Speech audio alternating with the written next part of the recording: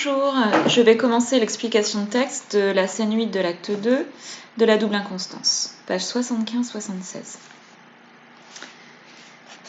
Depuis le début de l'acte 1, Sylvia, enlevée par le prince, refuse de l'épouser. La servante Flaminia se met au service du prince pour briser le couple qu'elle veut former avec un paysan arlequin et permettre l'union du prince et de Sylvia. Pour ce faire, elle devient la complice des deux amants, favorise leur rencontre tout en dévoilant adroitement à Sylvia les plaisirs de la cour. On voit ainsi Sylvia évoluer de scène en scène. Au début de la scène 8 de l'acte 2, Sylvia est fâchée par les paroles blessantes de Lisette, qui se présente comme sa rivale vis-à-vis du prince, ce qui va piquer son amour-propre. Elle commence à se plaindre d'Arlequin, qui se montre selon elle négligent. Le spectateur sait qu'elle pense à l'officier rencontré plusieurs semaines auparavant. Dans notre passage, Flaminia va faire en sorte de creuser sa distance par rapport à Arlequin pour servir ses intérêts. Mais elle se retrouve face à l'indécision de Flaminia. Ce passage se présente comme une scène de casuistique amoureuse. Sylvia s'interroge sur son amour, sur son indécision, et Flaminia va se présenter comme sa confidente et sa directrice de conscience. Et donc va essayer de l'aider à résoudre ses problèmes, à trouver une solution à ses problèmes. Mais évidemment, par un jeu de masques et de faux-semblants, ce procédé est perverti puisque Flaminia n'agit pas au service du bien et de la morale, mais de ses propres intérêts, au dépit de toute morale. Donc par un jeu de questions-réponses, elle va rendre possible des aveux essentiels. Elle va manipuler Sylvia par le langage et lui permettre en fait d'arriver au vrai par ce personnage artificiel de confidente qu'elle se crée, mais tout évidemment en servant ses intérêts. Donc, je vais lire le passage. Je l'ai remarqué comme vous, mais ne me trahissez pas au moins. Nous nous parlons de fille à fille. Dites-moi, après tout, l'aimez-vous tant ce garçon ? Mais vraiment, oui, je l'aime. Il le faut bien. Voulez-vous que je vous dise ? Vous me paraissez mal assortis ensemble. Vous avez du goût, de l'esprit, l'air fin et distingué. Lui a l'air pesant, les manières grossières. Cela ne cadre point et je ne comprends pas comment vous l'avez aimé. Je vous dirais même que cela vous fait du tort. Mettez-vous à ma place. C'était le garçon le plus passable de nos cantons. Il demeurait dans mon village, il était mon voisin. Il est assez facétieux, je suis de bonne humeur. Il me faisait quelquefois rire, il me suivait partout. Il m'aimait. J'avais coutume de le voir, et de coutume en coutume, je l'ai aimé aussi faute de mieux. Mais j'ai toujours bien vu qu'il était enclin au vin et à la gourmandise. Voilà de jolies vertus, surtout dans l'amant de l'aimable et tendre Sylvia. Mais à quoi vous déterminez-vous donc ? Je ne puis que dire, il me passe tant de oui et de non par la tête, que je ne sais auquel entendre.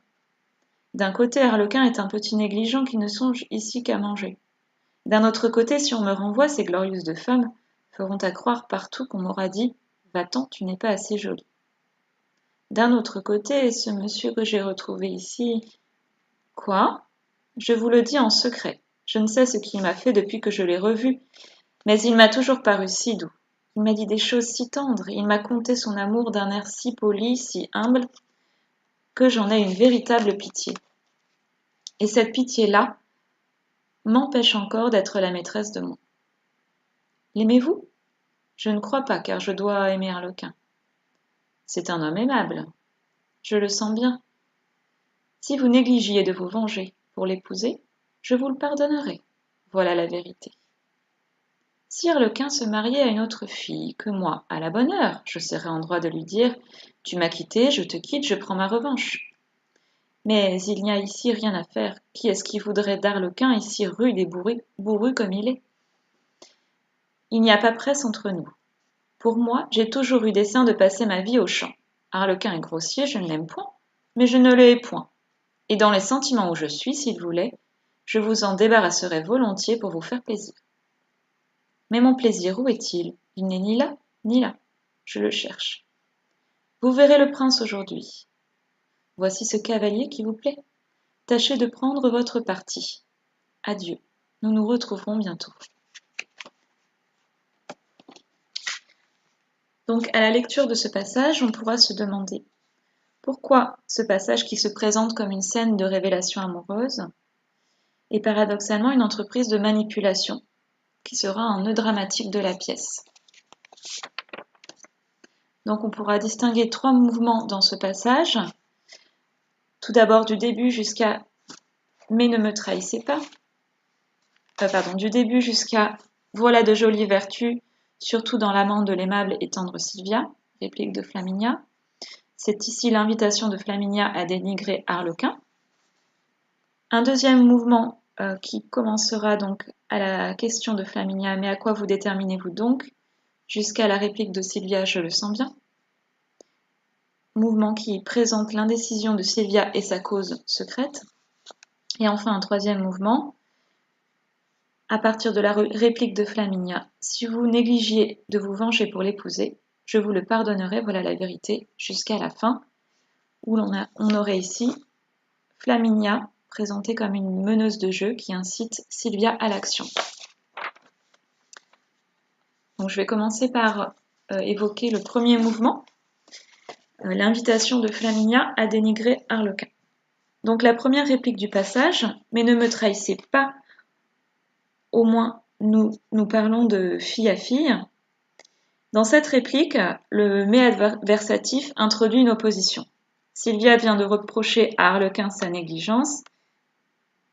Cependant, Flaminia pense que Sylvia se ment elle-même en lui faisant cette critique. Elle va l'aider dans ce premier passage à trouver des arguments plus justes pour s'éloigner de lui. Donc le couple semble déjà fragilisé ici. Elle va se placer dans une position de confidente, dominante par l'usage de l'impératif, dans sa réplique « ne me trahissez pas », où on a ici l'idée d'une défense avec la négation, et l'expression « au moins » dans « ne me trahissez pas au moins »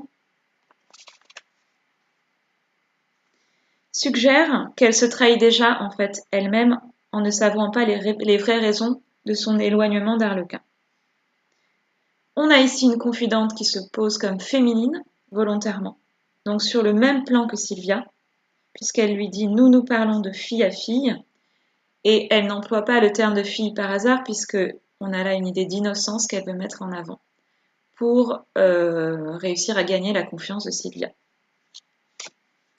Or, il ne s'agit pas d'une relation égalitaire, bien au contraire, les rapports sont inégalitaires puisque nous avons ici une paysanne, ignorante des usages du monde, qui se laisse guider par ses coutumes et ses valeurs dans ses actions,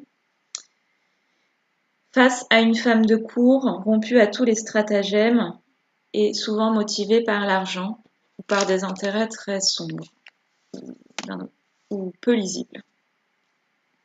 Donc, Flaminia, en choisissant cette idée d'égalité, gomme ce rapport inégalitaire.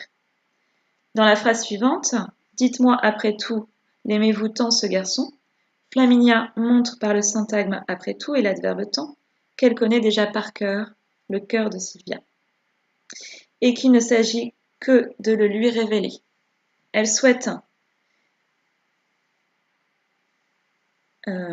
donc dépasser l'indécision de Sylvia pour qu'elle puisse agir et épouser le prince. Se séparer définitivement d'Arlequin et épouser le prince. Donc elle l'engage à lui révéler ses propres sentiments en oubliant ses valeurs et ses promesses de fidélité et d'honnêteté, qui donc avaient au départ charmé le prince. Elle la corrompt d'un côté, mais tout en l'orientant vers le prince. Alors, la réponse de Sylvia est...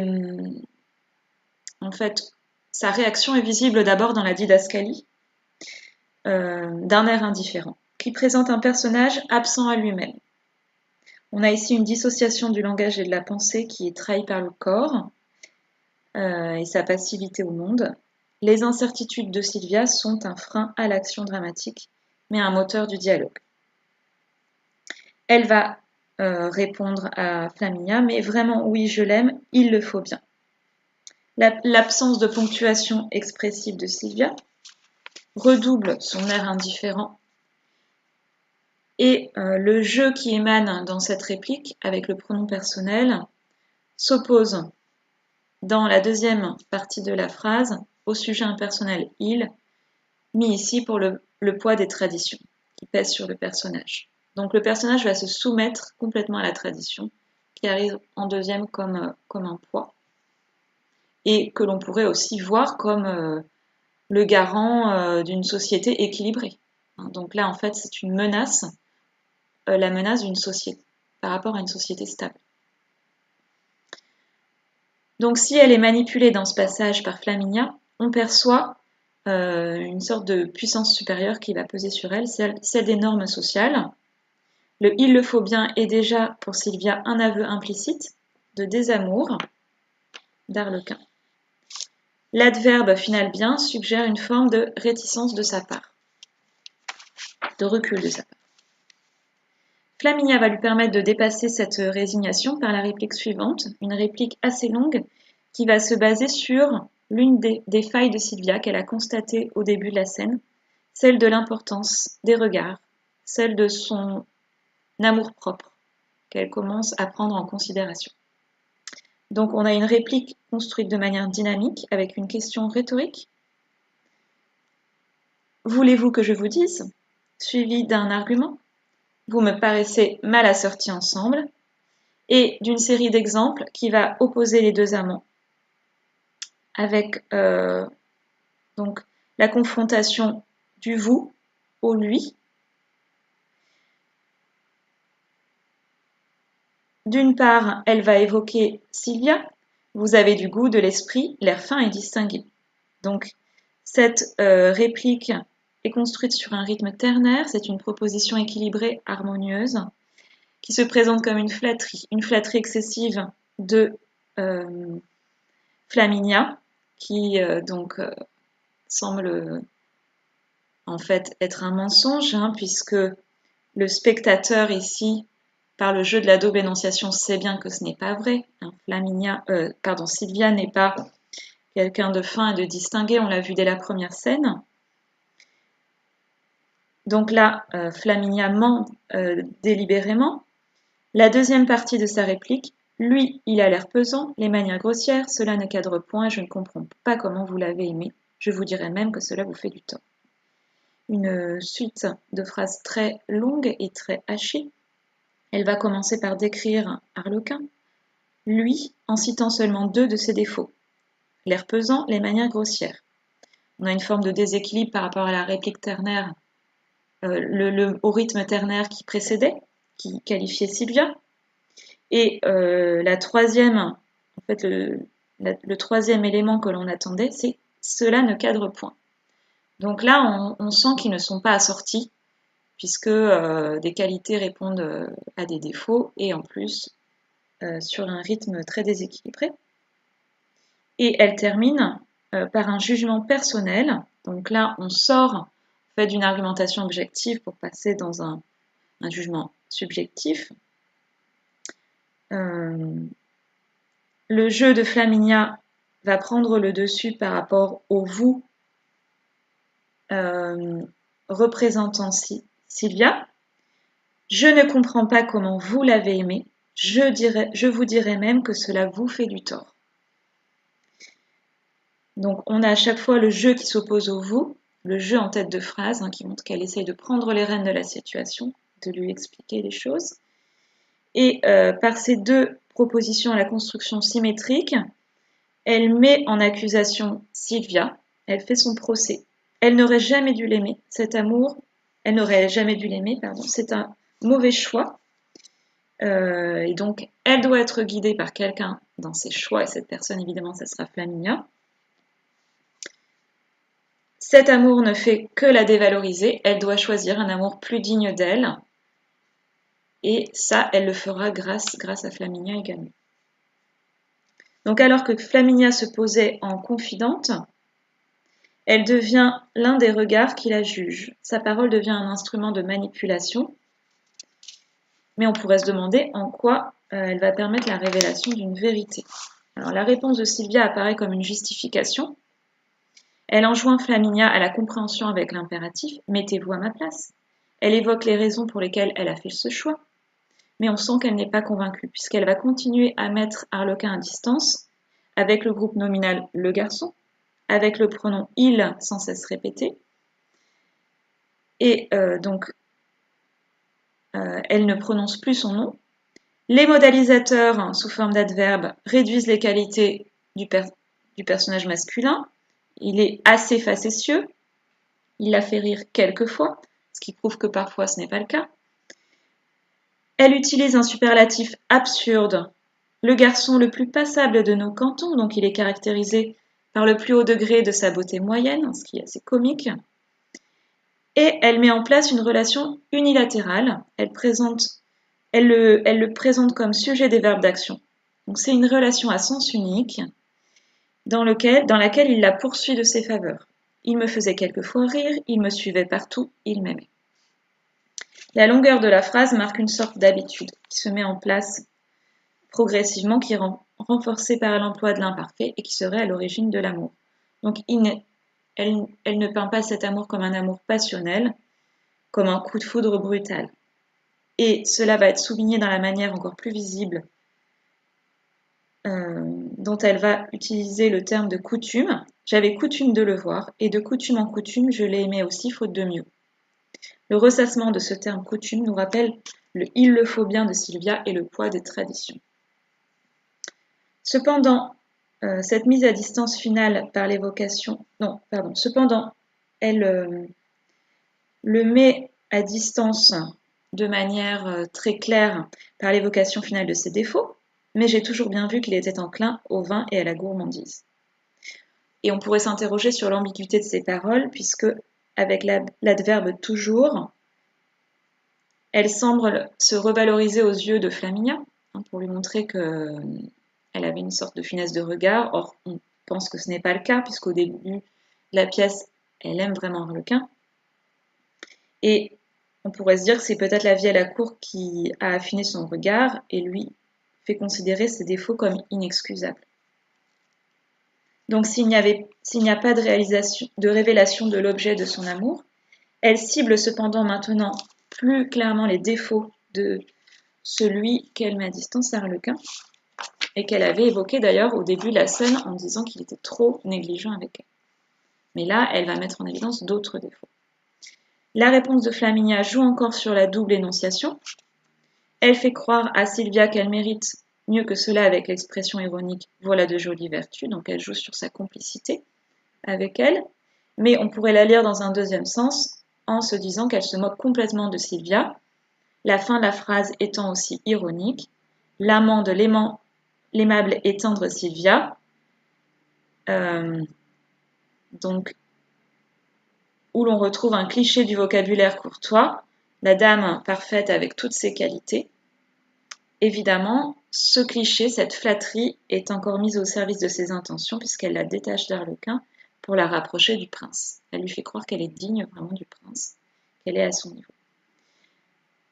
Donc dans ce premier mouvement, la révélation amoureuse n'a pas encore eu lieu, mais elle a été préparée par Flaminia qui la met à distance d'Arlequin. Le deuxième mouvement présente, lui, l'indécision de Sylvia et sa cause secrète. Flaminia, par une interrogation, tente de pousser Sylvia à l'action. Mais à quoi vous déterminez-vous donc? Elle espère une prise de risque, mais Sylvia est encore enfermée dans sa relation avec Arlequin. Je ne puis que dire, il me passe tant de oui et de non par la tête que je ne sais auquel entendre. Les pensées, donc, comme les propos de Sylvia, restent confus. La parole n'est pas prête à dévoiler la vérité. De plus, ses propos sont marqués par une double négation. Sa parole et ses pensées se mélangent, le balancement de la phrase est marqué par la ponctuation et l'opposition entre le oui et le non, donc elle est l'objet de pensées contradictoires, l'objet d'un dilemme.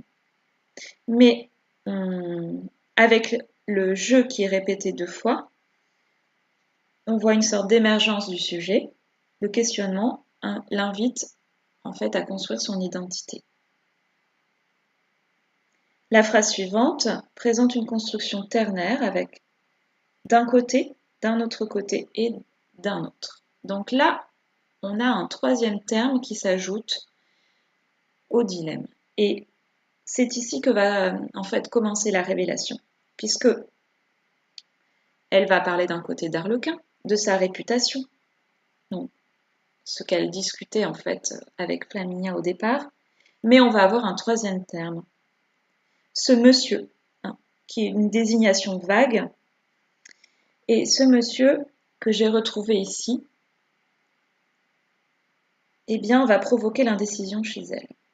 Et là, la Posiopèse qui termine sa réplique nous montre son émotion. On est loin de l'indifférence par rapport à Arlequin. Ici, le troisième terme de l'équation est sûrement la clé, puisque c'est l'officier qu'elle a remontré, qu'elle ne nomme pas, et la réplique très courte de Flaminia qui va suivre, qui ne dit pas qui, mais quoi, puisqu'elle sait déjà tout et elle attend seulement la révélation de toute l'histoire par Sylvia. Donc cette révélation amoureuse est attendue par Flaminia, maintenant que Sylvia a fait le deuil d'Arlequin. On a l'idée de secret qui est très importante, qui renvoie déjà à l'amour, tel qu'on l'avait dans l'amour courtois. Je ne sais ce qu'il m'a fait, déclare Sylvia. Donc on a la naissance d'un amour spontané, qui n'est pas ici le résultat d'une coutume ou d'une habitude, un amour indicible qu'il est impossible de décrire. Cependant, elle va quand même décrire les manières de l'officier. Et sa description va s'opposer à celle d'Arlequin, faite dans le mouvement précédent. Le pronom « il » va être répété en tête de chaque proposition, mais l'identité est toujours indéfinie. Cette identité est auréolée de mystère. On va avoir des adjectifs intensifs, si doux, si tendre, si poli, si humble, donc qui vont intensifier en fait ses qualités. On a donc le portrait de l'amant parfait. Ici, avec le portrait que Flaminia avait fait de Sylvia, on a un couple d'amants idéal qui se dessine. Cependant, on peut s'interroger sur cet homme capable de paraître et de manier correctement le langage. Est-ce que c'est un langage faux manié par un homme du monde? Donc là, c'est toute l'ambiguïté du personnage du prince qui apparaît ici, mais qui est toujours caché à Sylvia, qui apparaît en filigrane. Alors, cependant, Sylvia ne va pas employer le terme d'amour, elle va employer le terme de pitié, toujours en lien avec la morale, la pitié de cet homme, et elle va refuser l'aveu de ses sentiments, et c'est la réplique suivante de Flaminia qui va la pousser à l'aveu. C'est deux répliques suivantes même, puisqu'elle va elle-même employer le champ lexical de l'amour pour la pousser à l'utiliser. L'aimez-vous? C'est un homme aimable. Donc d'une part une question, d'une part une affirmation. Elle va la pousser de plus en plus vers les aveux. Mais Sylvia n'avoue pas. Sylvia reste réticente. Elle lui répond « Je dois aimer Arlequin ». On retrouve toujours l'idée du respect d'une tradition dans le verbe devoir. Cependant, quand elle lui dit « C'est un homme aimable », elle lui répond « Je le sens bien ». Et là, on a le verbe sentir, un verbe de sentiment qui indique déjà un basculement de sa part. Elle va suivre son cœur et non plus sa raison. Et on abordera maintenant le troisième mouvement, Flaminia meneuse de jeu qui incite Sylvia à l'action. Donc Flaminia va décider, devant l'absence de décision de Sylvia, de la pousser encore plus vers l'action, en lui déclarant « Si vous négligiez de vous venger pour l'épouser, je vous le pardonnerai, voilà la vérité. » Donc elle suggère à Sylvia d'épouser cet homme qu'elle apprécie. On a l'idée du pardon. Flaminia se présente comme une directrice de conscience qui va pardonner les péchés lors d'une confession. Donc, elle lui dit qu'il ne faut plus faire attention à la morale, qu'il faut suivre son cœur. Elle la libère de toute moralité. Le conditionnel montre que le pardon est possible, lui offre des possibilités d'action. Et donc, lui montre que ce pardon est possible à condition qu'il y ait une action. Alors, pourquoi Flaminia lui demande-t-elle de renoncer à se venger d'Arlequin? Parce que, tout simplement, elle veut réaliser elle-même cette vengeance. Mais par la force suggestive de son langage, elle va faire en sorte que Sylvia ait l'impression d'être à l'origine de cette idée. Et c'est ce qui va venir dans la réplique suivante de Sylvia. Si Arlequin se mariait à une autre fille que moi, à la bonne heure, je serais en droit de lui dire « Tu m'as quitté, je te quitte, je prends ma revanche ». Donc on a un changement de ton de Sylvia. On n'est plus dans la méditation, on n'est plus dans un vocabulaire lyrique ou pathétique. Nous sommes dans l'action avec l'expression à la bonne heure. Donc un langage plus populaire, un langage plus courant. On retrouve la Sylvia du début de la pièce, la Sylvia qui veut agir. Et la Sylvia assez peu fine, il faut le dire, quand elle dit « tu m'as quitté, je te quitte ». Donc elle utilise un vocabulaire plus prosaïque. Elle rejette ainsi brutalement Arlequin. Si c'est lui qui la quitte, eh bien ça sera plus facile pour elle de se dédouaner de toute culpabilité. Et la violence de son rejet apparaît dans la question qui finit sa phrase. Qui est-ce qui voudrait d'Arlequin ici, rue des Bourrus comme il est? Donc là, on a vraiment un rejet brutal et on sent qu'elle est complètement détachée d'Arlequin. Flaminia se propose comme celle qui va se dévouer pour elle. Je ne l'aime point, mais je ne le hais point. On a ici une antithèse entre aimer et haïr, négative, doublée d'une litote. Donc là, cette réplique marque toute l'ambiguïté des sentiments de Flaminia. Il est difficile de lire dans son jeu, et encore plus pour Sylvia. Elle joue avec le faux et le vrai, avec la vérité des sentiments. Et elle va reprendre pour donner confiance à Sylvia les mêmes termes de vocabulaire familier. Je vous en débarrasserai volontiers pour vous faire plaisir. Donc le plaisir est pour Sylvia, toujours placé au centre donc dans le cadre de la flatterie. Arlequin lui est réifié, perçu comme une simple marchandise que l'on va jeter. Donc on a une dégradation des valeurs humaines de Sylvia par Flaminia, un premier effet de sa corruption. Sylvia, elle, naît au plaisir, mais mon plaisir, où est-il? L'ego devient centré sur lui-même, elle est en recherche d'elle-même et en manque, on pourrait dire, en recherche d'un corps. Et c'est là que Flaminia va lui renvoyer l'image même de cet homme sous deux identités différentes, le prince et le cavalier, de manière assez ironique. Tâchez de prendre votre parti, mais c'est le même homme et en fait Sylvia n'a plus de choix à faire. Donc quand elle lui dit ce cavalier qui vous plaît, elle lui indique que son choix est déjà fait, il faut choisir le cavalier. En fait, ça se révélera être le prince. Et elle lui montre qu'elle a tout à fait lu dans ses paroles et la confronte à son choix. Donc ce passage se présente bien comme une entreprise de manipulation de Sylvia. Elle réussit à faire avouer, donc Flaminia, réussit à faire avouer à Sylvia par le poids des regards de la cour et de son propre regard qu'elle est déjà haute, qu'elle n'est plus à même d'aimer Arlequin, perçu comme trop grossier pour elle. De ce fait, elle lui fait avouer son attirance pour le prince officier, et la pousse à prendre sa place pour épouser Arlequin. C'est une scène qui repose sur la flatterie, le mensonge. Flaminia apparaît comme un personnage ambigu, dans lequel il est difficile de lire. C'est un personnage négatif qui va entraîner avec lui la corruption des êtres, en même temps qu'il révèle leurs sentiments, sans promesse toutefois d'un quelconque bonheur. Merci.